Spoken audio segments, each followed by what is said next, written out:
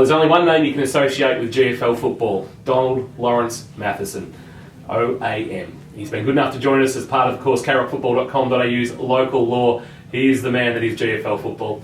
Don, a pleasure to have you on local law. Nice to be here, Tom, yes. It's been a wonderful life in football. We're going to take a trip back through the years. We're going to go right back to the start. You are now a sprightly 94. How's the health keeping? Oh, up and down? Yeah, pretty so I eat the wrong thing or drink too much, of which I don't do that anymore. But all right, good as go. You still don't mind a beer though? Oh, I have a bit of whiskey every now and then. It's got to be jolly though. The top stuff. So you're a whiskey snob? Yeah, oh, yeah, true. Yeah. Your involvement in football, I suppose, we talk about the merger of CYMS and YCW back in the early 50s. I think that started around about 1937. I was in charge of about 16 kids. I was 17, and it was during the Depression, kids everywhere. And Father O'Connor was at St Mary's, and he said to me, "There's an ad in the paper. There'll be a meeting in Guildhall at 5 o'clock on such and such a night." And he said, "Well, go on and see what's doing." So St Joseph's and Blue West, CYMS boys, and 3 scouts turned up for this. They want to form a boys' league. So we started with 6 teams. No premiership or anything. But in 1938 we formed the Geelong Boys League. That went till 1962 when we joined the Country League. Well, in the Country League, under 18 became a senior, part of the senior body, and that's what it was. Your involvement with St Mary's is famous. The pavilion's named after you, president for 26 years. But I have to remind that one of St Mary's too. That wasn't named by the St Mary's, the council named that all. Due recognition though. But talk about your stint, how you came about being president. You're president at age of, I think, 34, which is not overly old for a president of a football club. I think that CYMS wasn't a bad footy team. That district league then was entirely different to what it wasn't. I think we were runners-up in the Woolworths Cup in 1948. Football was no football from 40 to 46. Well then, Big West won the first premiership, and then they went to the Ballarat League. And I think East won the next till North Geelong, 49. Yeah, won 6 or 7 straight, North Geelong. Yeah. And in 1951, YCW said to us, "Why don't we form?" They had all the kids, we had young blokes, you know. We had about 25 to put a football team. Well then, 1952 I think, we formed YCCY. And we got to the grand final. Lost the grand final by 4 points. And I think if, for a certain gentleman I know pretty well, if he'd have passed the ball to Jimmy Pender was a great ruckman. He'd have kicked the goal, but anyway, the siren went. And we finished with £200 in the bank. Who didn't kick the ball? Who didn't kick the ball? £200. So we come to start 52. Come to start 52, and the YCW took £100 and said, "We're out." So where was got? They took all the kids and all, and we were struggling. We stayed in the hearse at the time, but it was a money matter of time. Well, and then 1953, Monsignor Murray and a young priest of what was his name? I'll think of it in a minute. They came, and the next thing I was on a flat at one of the shops up in Moorpark. He came around one Sunday to see me, and he said, "Why don't we reform St Mary's Footy Club?" St Mary's Football Club had been formed years ago, and oh no, I said no. I don't think so, Father. I said, you kicked our ass once. I said, I don't think we'll do it again. And he said, well, he said, they're already set to go, under 18s and all. And he said, I've got the right to veto. He said, no, I'll kick them out. Oh, I said, I'll see what they say. After a lengthy talk, we decided to go. And that's how some areas reformed. And from then on, it was first 8 weeks, first 8 years of stuff going. Them young blokes putting them under control. Well, I reckon from 56 to about 62, I don't think we should have been beaten. We won our first one. Runners up in 54 to North. 56, we won the premiership. Runners up 57, 58, North. I think we beat North in 59 and 60.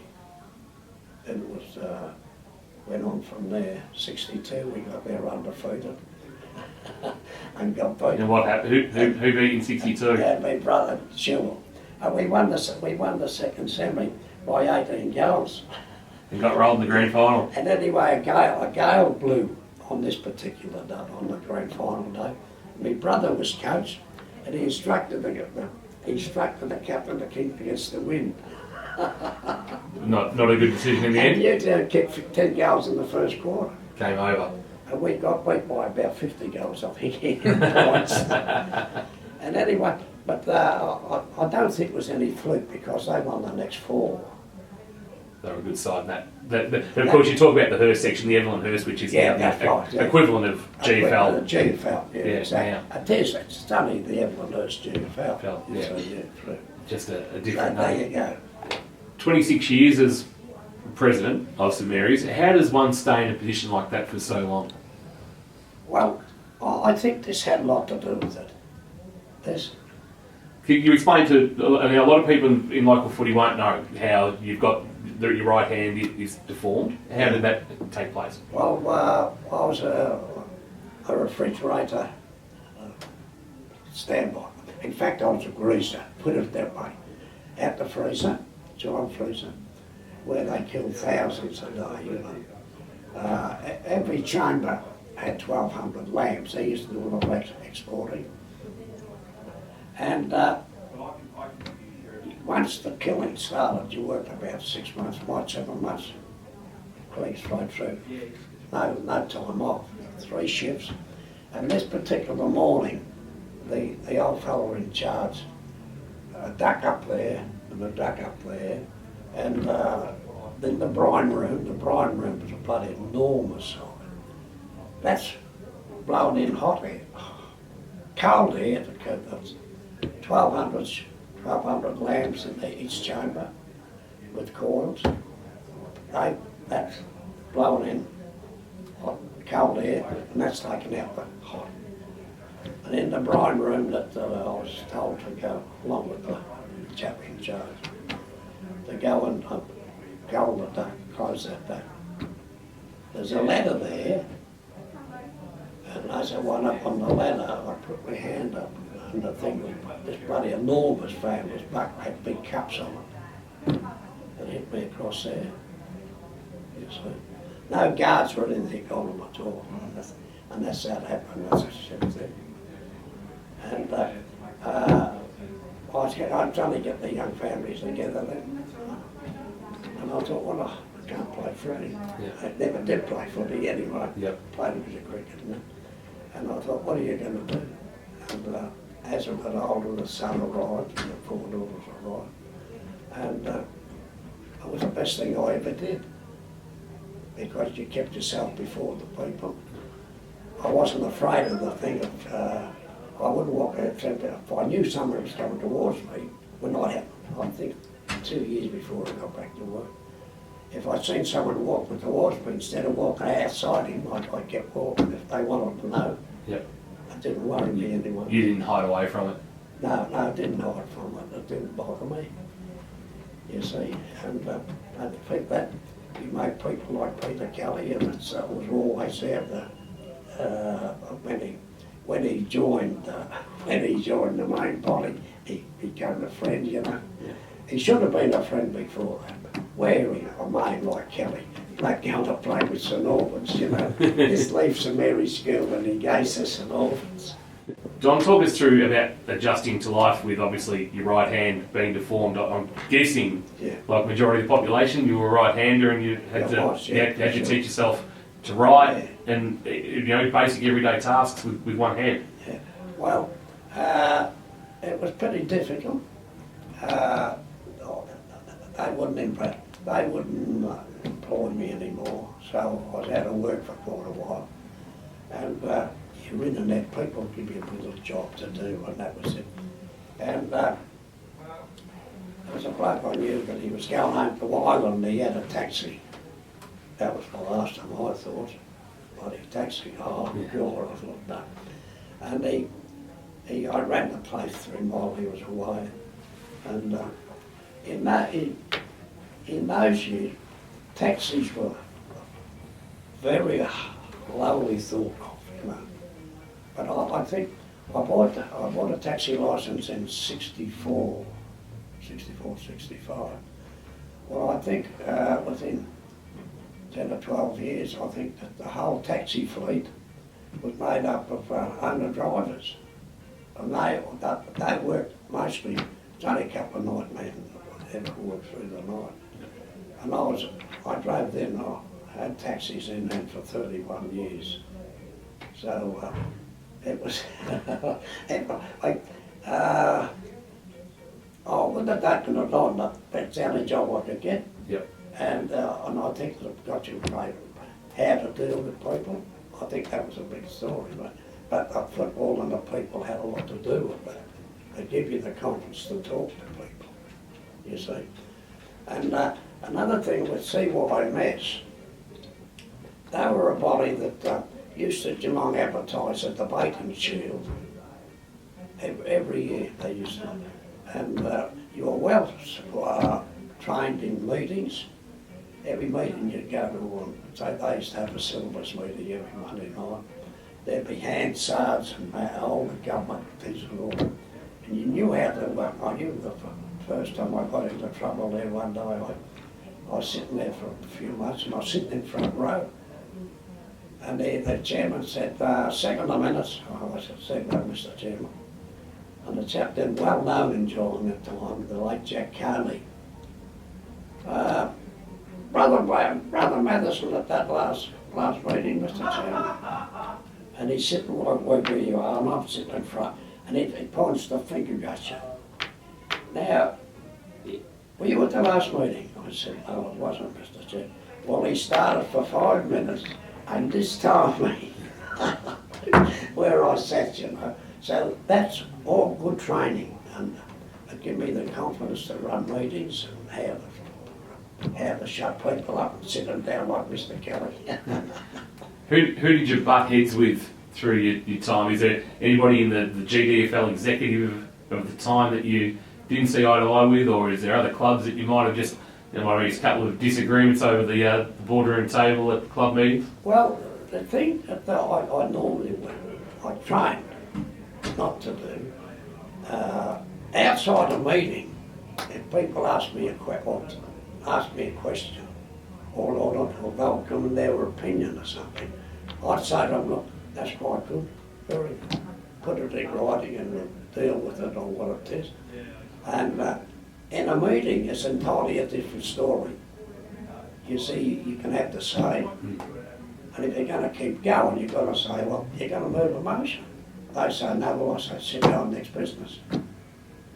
Would you like to hear the story about Leopold? We'll get on to that. We're going to get onto that when we get into talking about your time in the GFL.